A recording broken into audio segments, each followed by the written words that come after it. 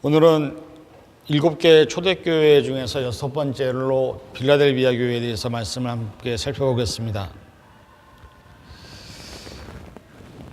빌라델비아 교회는 7개 교회 중에서 유일하게 2교회만 칭찬을 받았습니다.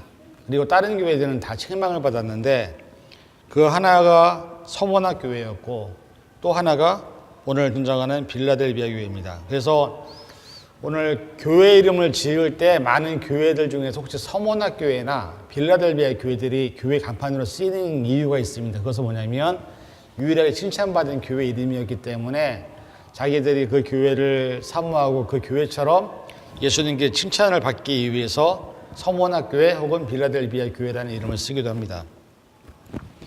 빌라델비아는 사대 동남쪽 약 40km 지점에 위치한 고원 도시로 포도가 많이 생산이 되었던 유명한 도시였습니다. 서머나와 루디아 왕국으로부터 동방으로 가기 위해 제일 먼저 들러야 하는 도시가 이 빌라델비아에서 이 빌라델비아를 다른 말로 말하면 동방의 관문이라고 일컬어지게 되었습니다. 농업과 상업이 발달해서 경제적으로 상당한 부를 누렸고 좀 아쉬운 것은 지진이 많이 있었던 지역입니다. 그래서 이곳에서도 역시 신전과 종교적인 행사가 있어서 AD 5세기에는 작은 아테네로 불렸던 도시가 빌라델비아였습니다. 빌라델비아는 아시아 동북 지역으로 뻗친 무역의 교차지로서 소위 동방의 관문으로 불렸던 도시이고요. 그래서 이게 도시가 발달하면 가장 많이 나오는 게 우상 숭배랑 도덕적인 성적인 문란이 극심했습니다. 특히 이 빌라델비아 지역에서는 술의 신 디오니수스를 주신으로 섬겼고요. 그 결과 방탕과 향락의 풍조가 도시 전체를 지배했던 지역이었습니다. 이 도시에는 서머나 경우처럼 유대인들이 대거 이주해 와서 살고 있었고, 그래서 이 빌라델비아 교회 성도들은 신앙생활을 하기가 참 어려운 상태에 놓여져 있었습니다. 그런데 왜 칭찬을 받았느냐? 신앙생활을 하기 어려운 고난과 역경이 있는 그런 상황에서도 믿음을 지키고 말씀을 지켰기 때문에 칭찬을 받는 것을 보게 됩니다. 여러분, 우리가 기독교는요, 역사적으로 박해의 종교입니다. 순교의 종교입니다. 사실 기독교가 이렇게 번성할 수 있었던 이유는 역사를 통해서 수많은 핍박과 고난과 순교자들이 있었기 때문에 기독교가 지금의 모습을 갖고 있는 것이라 해도 과언이 아닙니다. 빌라델비아 교회 같은 경우는 이교 신전과 종교 행사가 많아서 소아시아 7교회 중에서 역사가 가장 짧습니다. 그럼에도 불구하고 아시아가 이슬람 유도들에 의해서 짓밟힐 때 유일하게 기독교의 신앙을 지키고 칭찬받았던 교회가 빌라델비아 교회였습니다. 이 빌라델비아 교회에 대해서 별로 알려진 바가 별로 없는데 단지 암미아라는 여자 선지자가 이 교회를 관할하면서 AD 100년에서 160년경에는 큰 부흥을 이뤘다고 얘기를 하고 있고요. 그 다음에 이 교회의 성장은 흩어진 유대인들을 개종시키는 역사도 있었지만 반면에 교회를 가장 핍박하고 반대했던 사람들이 바로 유대인들이었습니다. 빌라델비아 교회의 특징은 연약하지만 적은 능력으로 충성스럽게 순종하였습니다. 그래서 어떻게 보면 참 연약하고 부족한데 말씀을 붙잡고 바른 신앙을 지키기 위해서 노력했던 교회. 제가 이 말씀을 준비하면서 우리 교회는 과연 예수님께 칭찬을 받는 교회인가? 여러분들의 지금 현재 신앙이 예수님께 칭찬을 받고 있는가라는 것을 한번 생각해 보는 시간이 되었으면 좋겠습니다. 그래서 이 시간에 3장 7절부터 우리 13절까지 말씀을 쭉 살펴보면서 어떤 칭찬을 받았는지 또 어떻게 우리가 그 말씀들을 이해를 해야 되는지를 살펴보겠습니다. 3장 7절에 보니까 그런 말씀이 있습니다. 거룩하고 진실하사 다윗의 열쇠를 가지시니 곧 열면 닫을 사람이 없고 닫으면 열 사람이 없는 그가 이르시되 라고 말합니다. 이 말씀에 보면 여기서 거룩하고 진실하신 그리고 다윗의 열쇠를 가지시는 분이 누구냐면 바로 예수 그리스도입니다. 예수님이 우리의 삶에 함께 있으면 우리는 어떤 사탄의 공격에도 어떤 상황이나 환경에도 흔들리지 않을 수 있다는 것을 말씀합니다. 다윗의 열쇠는 주님의 주권을 상징합니다. 그래서 예수님이 잠가버리면 어떤 사람도 열 사람이 없다는 거죠. 예수님이 닫아버리면 어떤 것도 열 수가 없다는 거죠. 그만큼 예수 그리스도의 권세가 빌라델비아 교회에게 있었다는 것입니다. 그런데 저와 여러분들은 우리가 입술로 우리가 예수님과 함께 있다고 고백을 하잖아요. 그런데 여러분 솔직히 한번 생각해 보세요. 내가 안 흔들리나? 우리는 입술로 예수님과 함께 내가 있다라고 고백을 하지만 정작 삶의 환경에서 어려움이 닥치고 힘든 일이 닥치고 여러 가지 어렵고 힘든 문제 앞에서 우리 스스로가 흔들리는 모습을 우리가 너무 잘 알고 있습니다. 그 모습이 제자들이 예수님과 함께 있었던 모습과 똑같은 모습으로 우리에게 비춰줍니다. 예수님과 함께 했던 제자들은 예수님의 놀라운 능력과 권능과 이적들을 경험했던 사람들입니다. 그런데 마태복음에 보면 제자들과 예수님이 함께 배에 오르는 장면이 나옵니다. 그러나 그들은 예수님에 대한 것을 알고 있었고 예수님이 그들과 함께 있었지만 정작 믿음이 없는 자라는 책망을 받는 것을 우리는 보게 됩니다.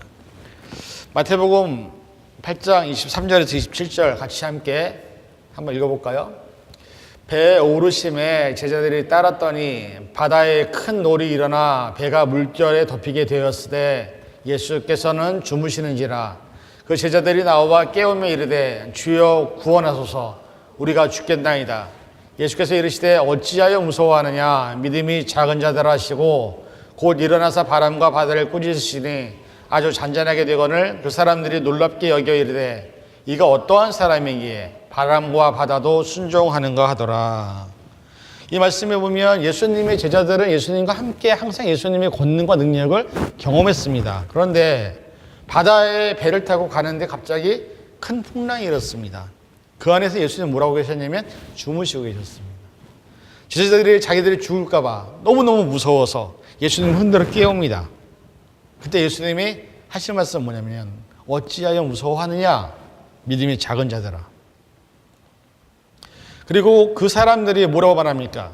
이 사람이 어떤 사람이기에 바람과 바다도 순종하는가.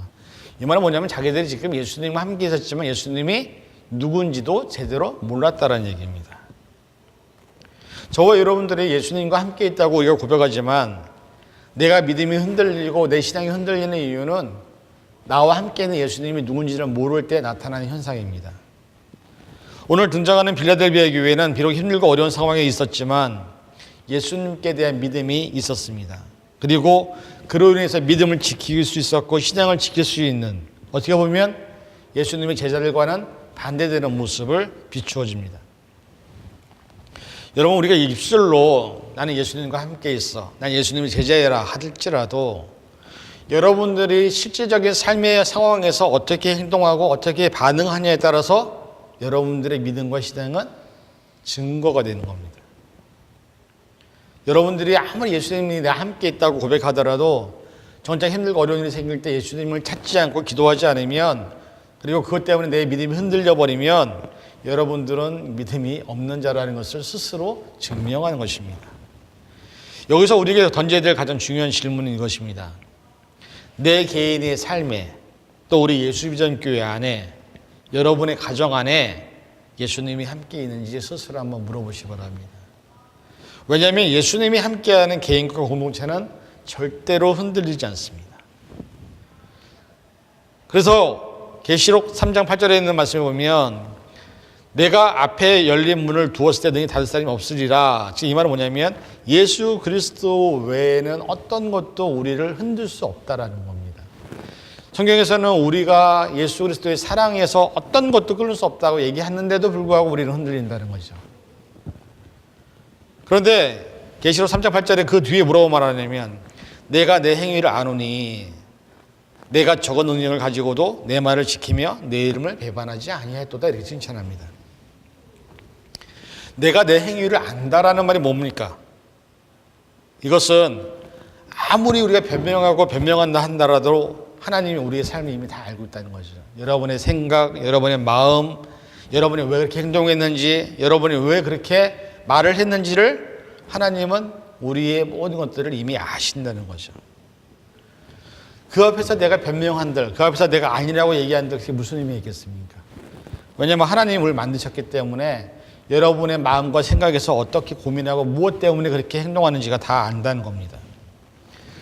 그리고 적은 능력이라고 말하는 이 헬라어는 미크란 에이케스 되냐는 것인데, 이 말은 뭐냐면 능력이 거의 없다는 겁니다. 다른 말로 말하면 이 빌라델비아 지역에 있었던 교인들의 모습이 신분적으로, 지위적으로, 또 외적으로 별 볼 일 없는 사람들이 모여 있었던 교회였습니다. 여러분도 우리가 지금 한국이나 교회, 이 미국에서 사람 만나면 가장 먼저 뭐 하는지 아십니까? 자기가 누군지를 드러냅니다.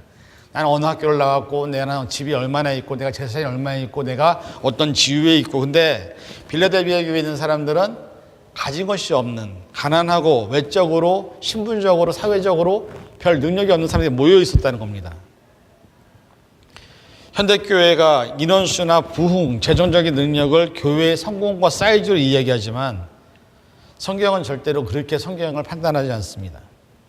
빌라델비아 교회의 교인들은 신분적으로, 지위적으로, 사회적으로 변변치 못한 상태에 있는 사람들이었지만 그들은 하나님께 칭찬을 받은 사람들이었습니다. 여기서 지키며라는 이 단어에 해당되는 헬라어가 카이 에테라스인데, 이것은 뭐냐면 그럼에도 불구하고 지켰다는 겁니다. 아무것도 없는 가운데에서도 그럼에도 불구하고 시장을 지켰다는 거죠. 빌라델비아 교인들이 가하는 온갖 시련, 유혹 앞에서 그들은 말씀을 붙들고 살았습니다. 예수님이 반드시 자신들에게 하신 약속을 지킬 것을 믿었고, 그래서 많은 유대인들이 이 예수님의 메시아성을 부정할 때에도 빌라델비아 교인들은 그것을 정면으로 반박했다는 겁니다. 어려운 신앙생활 가운데서도 주님을 배반하지 않고 말씀을 지켰기 때문에 그들은 예수 그리스도가 주인이신 교회가 되었다는 것이죠. 그렇게 살았던 사람이 누구였냐면 바울이었습니다. 바울은 예수님으로 채워진 사람입니다. 예수님으로 채워졌기 때문에 그렇게 힘들고 어려운 고통과 환난과 아픔과 여러 가지 고난을 당했어도 끝까지 복음을 전파하는 것을 포기하지 않았던 그 바울의 모습. 지금 여러분 안에 어떤 존재가 자리 잡고 있습니까? 여러분 안에 예수님이 정말로 주인이 되신다면 여러분들은 세상에 어떤 것도 두려워할 것이 없습니다. 여러분을 통해서 하나님이 일하실 것을 믿는다면 여러분들의 삶에서는 걱정이나 염려나 근심이 아니라 오히려 기뻐하고 감사하고 기도할 수 있는 모습이 나타나야 된다는 것입니다. 그래서 빌립보서에는 우리에게 이렇게 말합니다. 오늘 함께 읽어볼까요? 2장 5절에 있는 말씀. 너희 안에 이 마음을 품으라. 곧 그리스도 예수의 마음이니. 우리 안에 예수님을 품지 않으면 우리는 이 세상에서 질 수밖에 없습니다. 예수님의 마음을 품지 않으면, 예수님의 눈으로 바라보지 않으면 사람들을 판단하고 정죄하고 심판을 합니다. 그러나 예수님이 내 안에 계신 사람들은 절대로 사람들을 판단하거나 정죄하거나 심판하지 않습니다. 그들을 위로하고 격려하고 그들을 통해서 예수 그리스도의 모습을 나타내는 것입니다. 오늘 본문에 나오는 빌라델비아 교회의 교인들은 예수님으로 채워진 믿음을 가지고 있었기 때문에 어떤 핍박과 어떤 어려움에도 흔들리지 않았습니다. 우리가 신앙생활을 하고 있는데, 교회 생활을 하고 있는데 여러 가지 문제로 인해서 만약에 믿음이 흔들리고 우리의 신앙이 흔들린다면 이건 뭐냐? 내 안에 예수 그리스도가 온전하게 채워지지 않았다는 증거입니다. 골로새서 1장 23절 같이 한번 읽어볼까요? 시작. 만일 너희가 믿음에 거하고 터 위에 굳게 서서 너희 들은 바 복음의 소망이 흔들리지 아니하면 그리하리라. 이 복음은 천하 만민에게 전파된 바요 나 바울은 이 복음의 일꾼이 되었노라. 이 말씀 보면 뭐라고 되냐면 믿음에 거하고 터 위에 굳게 서서 너희의 들은 바 복음의 소망이 흔들리지 아니하면 이라는 전제 조건이 붙습니다. 이 말은 뭐냐면 여러분들이 정말로 내가 제대로 서 있느냐, 예수님 안에 정말로 내가 있느냐, 우리가 부족하고 연약하지만 내 안에 예수 그리스도가 살아 계시느냐를 묻는 겁니다. 빌라델비아 교회인들에게 있어서 가장 큰 적이 누구였냐면 유대인들이었습니다. 유대인들은 자신들이 선민이라는 의식이 있었습니다. 하나님께 선택받은 민족. 그래서 이 땅의 모든 것은 자기들 것이라고 주장을 합니다. 그런데 예수님은 그들을 통으로 해서 뭐라고 하냐면 사단의 회라고 얘기합니다. 사단의 무리들. 여러분, 요즘에 교회들마다 사역자들을 구하기가 쉽지가 않습니다. 많은 젊은 사역자들이 돈을 더 많이 주는 교회를 찾아다닙니다. 이런 모습을 이해할 수 없는 것은 아니지만 저는 그런 질문을 던져봅니다. 과연 그 모습이 하나님께서 기뻐하실 모습일까? 바울은 스스로 장막을 만들면서 텐트 메이커로 자기가 돈을 벌어가면서 자비랑 선교를 했습니다. 하나님의 사역은 돈으로 하는 것이 아닙니다. 생활의 안정과 환경이 있어야만 사역을 한다고 하면 그런 사람들은 절대 사역을 할 수가 없습니다. 그러나 이 시간에도, 이 세상에도, 지금 이 시간에도 하나님의 부름에 합당하게 살기 위해서 환경이나 상황보다 하나님이 원하시는 부름에 합당하게 헌신하는 수많은 선교사님들이 계시고 아직까지도 양심 있는 목회자들이 있어서 그것이 어떻게 보면 기독교의 미래를 밝힐 수 있다고 저는 생각을 합니다. 여러분, 세상에서 모든 목회자들이 돈이나 환경적으로 안정이 되어야만 사역을 한다면 지금의 한국교회나 현대 기독교는 절대 존재하지 않았을 것입니다. 누군가는 아무것도 없는 어떤 대가도 바라지 않고 하나님을 사랑을 나누면서 살아갔던 수많은 우리의 선진들이 있었고 믿음의 선배들이 있었기 때문에 지금의 기독교가 존재를 하는 겁니다. 여러분들이 정말로 예수님의 제자라면 세상의 자랑, 세상의 권력, 부귀와 안일이 여러분의 삶의 목적이 되어서는 안 된다는 거죠. 우리를 위해서 자신을 버리신 그 십자가의 길을 걸어가는 것, 비록 좁고 힘들고 험난한 골고다 언덕길이라 할지라도 그 길을 따라가는 것이 빌라델비아 교회들을 통해서 오늘 우리가 배워야 될 교훈입니다.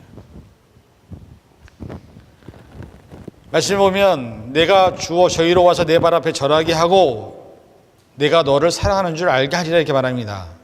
이게 성경적으로는 유대인들은 항상 그런 생각했습니다. 이방인들이 예수님을 하나님을 알지 못하는 사람들이 자기들에게 와서 절을 하면 자기들이 그 사람들을 불쌍히 여긴다라는 생각을 했습니다. 그런데 성경은 그렇게 말씀하지 않습니다. 여러분들이 세상에 있는 힘 있는 사람들 앞에서 우리는 힘 있는 사람을 만나면 어떻게 하는지 아세요? 나도 모르게 머리가 숙여집니다. 그들에게 도움을 구하고 그들에게 내가 필요한 것들을 구하고 그런데 하나님은 우리들에게 그렇게 말씀하지 않습니다. 하나님은 왜 우리를 택하셨을까? 여러분, 이스라엘은 전 세계에 있는 나라 중에서 가장 연약한 나라였습니다. 가장 작은 나라였습니다. 그런데 그 이스라엘 앞에 수많은 나라들이, 수많은 사람들이 무릎을 꿇게 만드십니다. 저와 여러분들이 가지고 있는 세상적인 배경이나 환경이 아무것도 아니지만 저와 여러분들이 말씀을 붙잡고 살고 예수님의 십자가를 따라갈 때 결국에는 모든 사람들이 우리 앞에 무릎을 꿇게 만드신다는 겁니다. 고린도전서 1장 26절부터 29절에 있는 말씀 한번 같이 한번 읽어볼까요? 형제들아 너희를 부르심을 보라. 육체를 따라 지혜로운 자가 많지 아니하며 능한 자가 많지 아니하며 물론 좋은 자가 많지 아니하도다. 그러나 하나님께서 세상에 미련한 것들을 택하사 지혜 있는 자들을 부끄럽게 하시려고 세상에 약한 것들을 택하사 강한 것들을 부끄럽게 하려 하시며 하나님께서 세상에 천한 것들과 멸시받는 것들과 없는 것들을 택하사 있는 것들을 폐하려 하시나니 이는 아무 육체도 하나님 앞에서 자랑하지 못하게 하려 하심이라.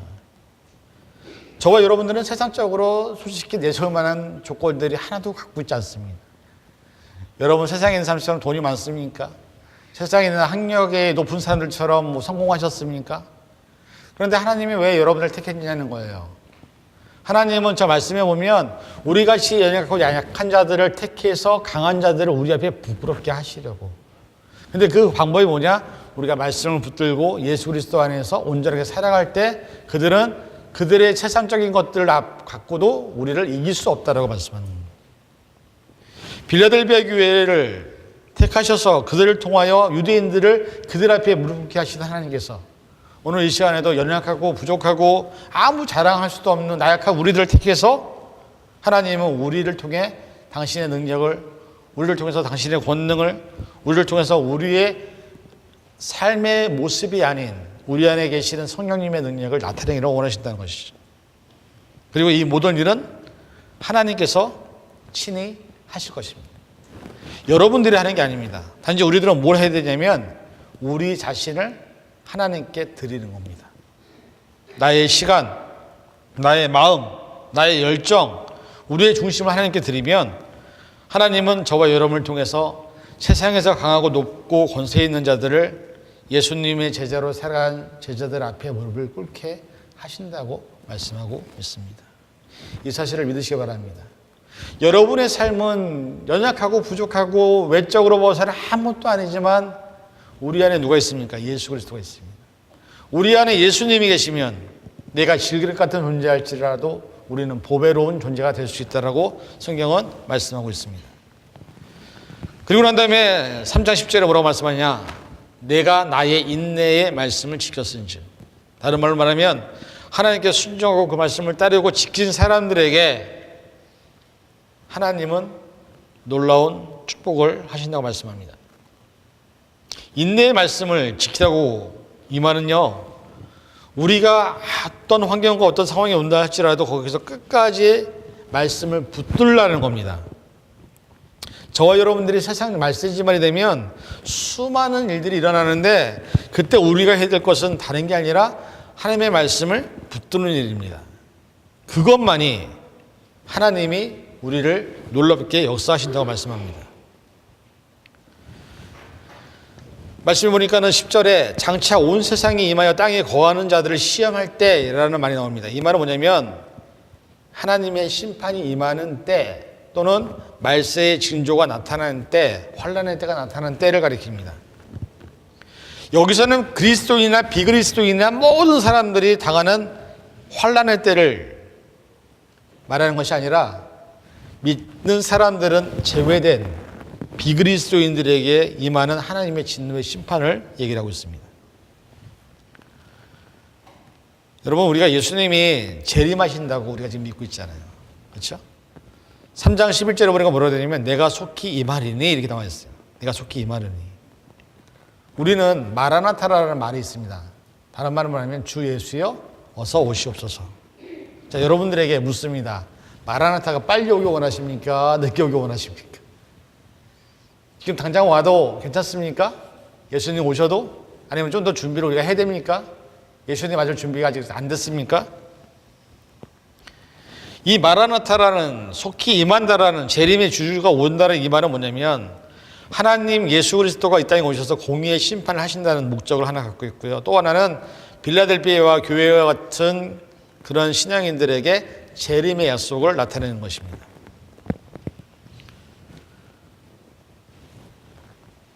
(11절에) 뭐라고 되냐면 내가 가진 것을 굳게 잡아 아무나 내 멸관을 빼앗지 못하게 하라 이렇게 말씀합니다.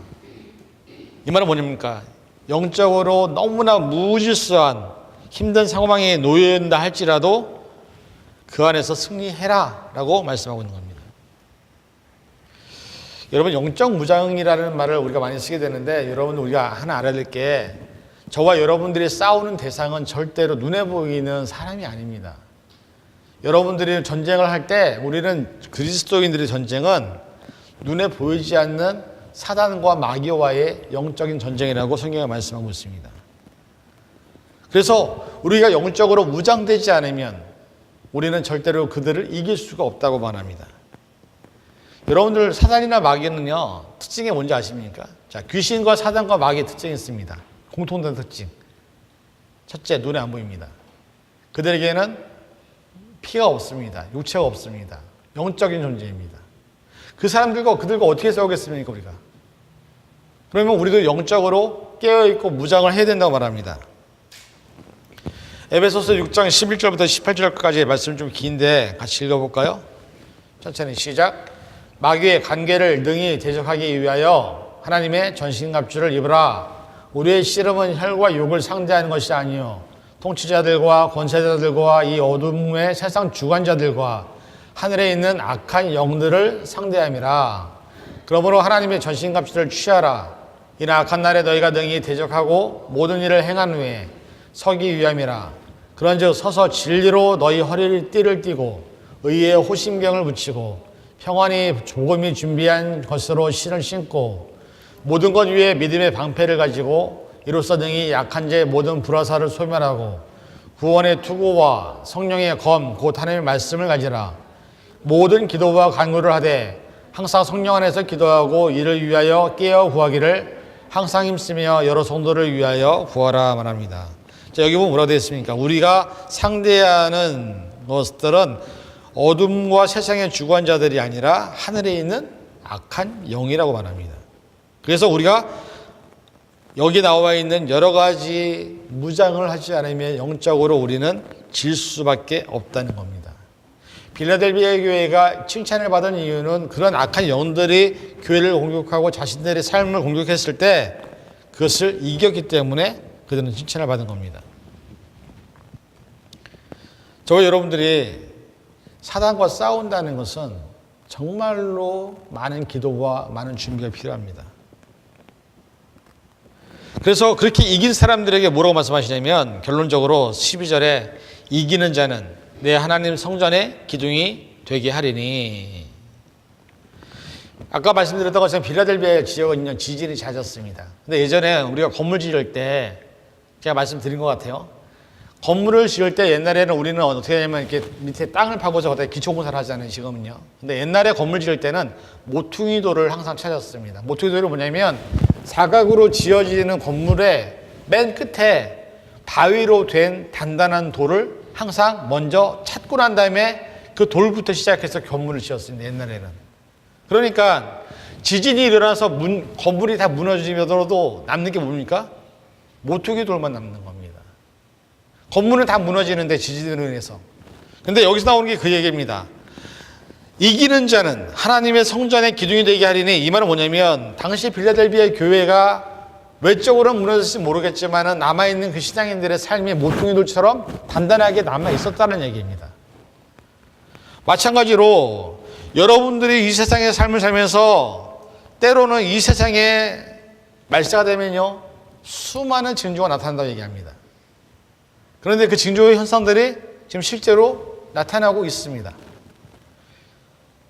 마가복음에 보니까는 예수님이 이 땅에 오실 때에 어떤 일이 일어나는지에 대해서 제자들이 물어봅니다. 거기에 대해서 예수님이 말씀하시는 장면이 나오는데 함께 같이 한번 읽어볼까요?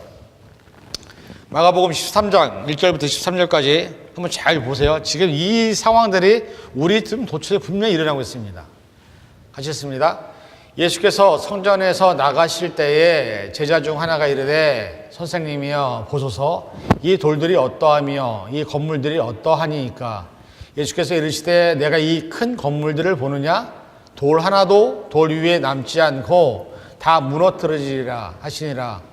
예수께서 감난산에서 성전을 마주 대하여 앉으셨을 때 베드로와 야고보와 요한과 안드레가 조용히 묻되 우리에게 이르소서 어느 때에 이런 일이 일어나겠으며 이 모든 일이 이루어지려 할 때 무슨 징조가 있사오리까. 예수께서 이르시되 너희가 사람의 미혹을 받지 않도록 주의하라. 많은 사람이 내 이름으로 와서 이르되 내가 그라 하여 많은 사람들을 미혹하리라. 난리와 난리의 소문을 들을 때에 두려워하지 말라. 어떤 일이 있어야 하되 아직 끝은 아니니라.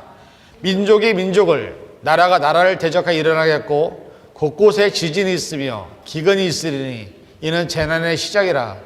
너희는 스스로 조심하라. 사람들이 너희를 공회에 넘겨주겠고 너희를 회당에서 매질하겠으며 나로 말미암아 너희가 권력자들과 임금들 앞에 서리니 이는 그들에게 증거가 되려 함이라. 또 복음이 먼저 만국에 전파되어야 할 것이니라. 사람들이 너희를 끌어다가 넘겨줄 때에 무슨 말을 할까 미리 염려하지 말고 무엇이든지 그때 너희에게 주시는 그 말을 하라. 말하는 이는 너희가 아니요 성령이시니라. 형제가 형제를 아버지가 자식을 죽이는 데 내어주며 자식들이 부모를 대적하여 죽게 하리라.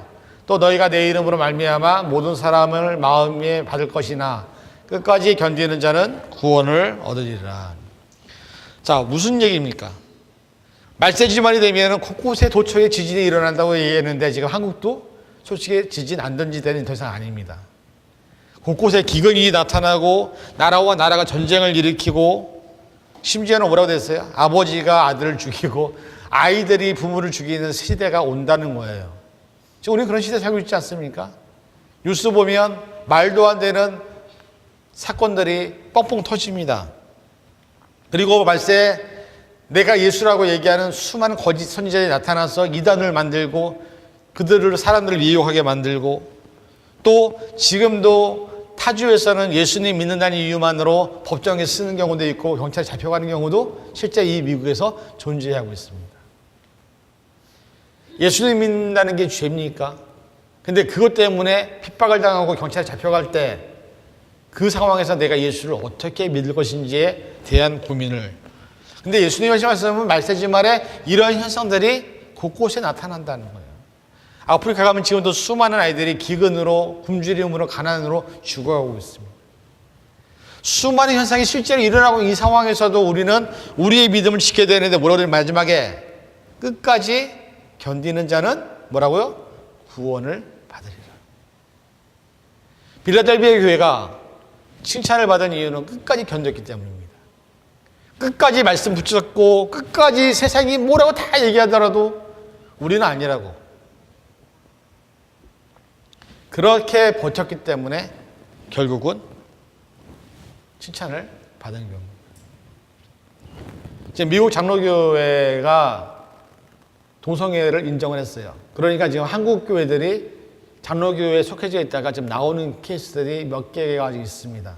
근데 문제가 생겼어요.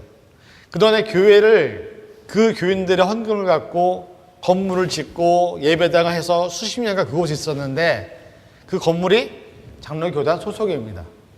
그러니 교인들이 나올 때 법원에서 뭐라고 판결하는지 아십니까? 건물 두고 나가라. 자기들이 헌금하고 자기들이 지금까지 했던 교회가 교단의 선택과 맞지 않기 때문에 동성애를 받아들이지 않기 때문에 결국에는 나오는데 많은 교회들이 건물을 포기하고 나오는 교회도 있지만 그 건물을 붙잡고 있어서 그곳을 쓰기 위해서 동성애를 인정하는 교회들도 있다는 겁니다. 세상 말세가 되면 수없이 많은 선택과 결정을 우리가 해야 될 때가 옵니다. 그 안에서 뭐라고 말합니까? 너희는 그때 어떤 말을 할지 걱정하지 마라. 왜? 그때 우리의 신앙이 성령을 통해서 우리의 말세에 대한 우리의 신앙을 고백하게 될 것이다. 결국 다 무너지고 난 후에 남는 모퉁이 들과 같이 구원받는 사람들은요 그렇게 많지 않습니다. 빌라델비아 교회가 칭찬을 받은 이유는 교인들이 그렇게라도 믿음을 지켰고 말씀을 붙들었기 때문에 그들은 칭찬을 받은 겁니다. 우리에게 물어봅시다. 우리는 정말로 예수님께 칭찬받고 있습니까? 하나님께 칭찬받는 교회입니까? 우리가 정말로 절대로 흔들리지 않는 믿음을 소유했습니까? 우리는 우리 자신들에 대해서 정확하게 진단하고 평가를 내려야 합니다. 교회로 오래 다녔다고 믿음이 좋은 게 아닙니다. 성경을 많이 읽었다고 믿음이 좋은 게 아닙니다. 성경 말씀 많이 외웠다고 금식 기도를 오래 했다고 믿음이 좋은 게 아닙니다. 하나님의 말씀 위에 내가 정말로 제대로 서 있는지를 스스로 판단하고 평가를 해야 합니다. 그래서 영적인 안목으로 내가 지금 현재 어느 위치에 서 있는지를 볼 수 있어야 여러분의 믿음을 점검할 수 있습니다. 그래서 뭐라고 말합니까? 내가 그 이름을 그 위에 기록하리라. 실제로 빌라델비아는 지진으로 인해서 폐허가 되었을 때 티베리우스의 도움으로 재건된 네오 가이사라라는 이름을 새로 받았습니다. 그리고 난 다음에 나중에 베스파시안 황제의 성을 따라서 폴라비아로 개명을 하게 됐습니다. AD 70년에서 79년에. 그러니까 빌라델비아 교회는 처음 이름이 있었지만 그 이름이 계속해서 바뀌었다라는 겁니다. 근데 오늘 말씀에도 보면 뭐라고 되냐면 우리에게 하나님의 이름 또 하나님의 성 곧 하늘에서 하나님께로부터 내려오는 새로운 예루살렘의 이름 그리고 나의 새 이름을 주신다고 말씀합니다. 아브라함이라는 사람이 아브라함으로 바뀌었던 것처럼 야곱이 이스라엘로 바뀌었던 것처럼 우리들에게는 우리의 이름에서 하늘나라에 들어갈 수 있는 새로운 이름으로 우리에게 허락하신다는 겁니다. 그런데 조건은 뭐냐? 말씀을 붙들고 끝까지 믿음을 지킨 우리들에게 새로운 이름, 하나님의 이름 그것을 부여하시고 주신다고 말씀하고 있습니다. 오늘 여러분들의 이름은 무엇입니까? 여러분의 정체성을 가진 이름답게 세상에서 살고 계십니까? 우리는 그리스도인이라는 이름을 갖고 있고요. 하나님의 자녀라는 이름을 갖고 있고 예수님의 제자라는 이름을 갖고 있습니다. 정말로 여러분 스스로가 그렇게 그 이름대로 살고 있습니까? 여러분, 힘들고 어려운 가운데서 하나님을 위해 살았기 때문에 결국 하나님의 구원과 영생에 이르게 되는 축복이 여러분에 있기를 원합니다. 겨우겨우 열심히 힘들게 어렵게 신앙생활을 했는데 결국 하나님이 나 모른다 그렇게 얘기하는 모습이 아니라 여러분들이 하나님 나라의 생명책이 기록이 되고 여러분의 이름이 시민권자 그 등록 명부에 기록이 되어서 여러분이 하늘나라에서 하나님과 영원한 생명을 누리기를 바랍니다. 그러기 위해 우리들이 해야 될 일은 말씀을 굳건하게 붙잡는 것, 말씀이 굳게 서는 것, 어떤 세상에 힘들고 어려운 상황이 온다 할지라도 예수님 배반하지 않고 하나님 부인하지 않고 그 안에서 내가 믿음을 지키는 것. 아마 캘리포니아는 좀 덜하겠지만 타주 같은 경우는 기독교인이라는 이름으로 수많은 고난을 받는 실질적인 사람들이 있습니다. 전 세계에도 지금 그렇게 죽음을 맞이하는 사람들이 있습니다. 그들에게 예수 그리스도의 이름을 포기하지 않는 이유는 그들의 생명을 구원하신 분이 예수님이기 때문입니다. 여러분의 생명을 누가 구원하셨냐를 고백할 수 있는 것, 정말 여러분이 예수님이 나를 위해 죽었다고 고백할 수 있다고 한다면 여러분들은 예수님을 위해 이렇게 안 살 겁니다. 그러나 우리는 예수님이 주신 그 은혜가 너무 값싸게 주어지는 경우들이 많이 있습니다. 예수님의 죽음이 다 원래 죽으신 거니까. 그러나 예수님은 그냥 죽으신 게 아니라 여러분 한 사람 한 사람을 살리기 위해서 당신의 목숨을 십자가에 내어놓으셨습니다. 여러분들이 그런 고백을 할 수 있기를, 그리고 여러분들이 그런 마음을 품을 수 있기를. 그래서 여러분이 말세심 아래 예수님이 뭐라고 말씀하십니까? 내가 이 세상에서 이만한 믿음을 만나보지 못했다. 최소한 예수님전교회에 있는 여러분들만큼은 내가 이 세상에서 이 LA에서 수많은 사람들이 믿음 생활을 한다고 하지만 너희들의 그런 믿음을 내가 만나보지 못했다라고 칭찬을 받는 좀 그런 믿음이 여러분의 삶에 있기를 주님의 이름으로 간절히 축원을 드립니다.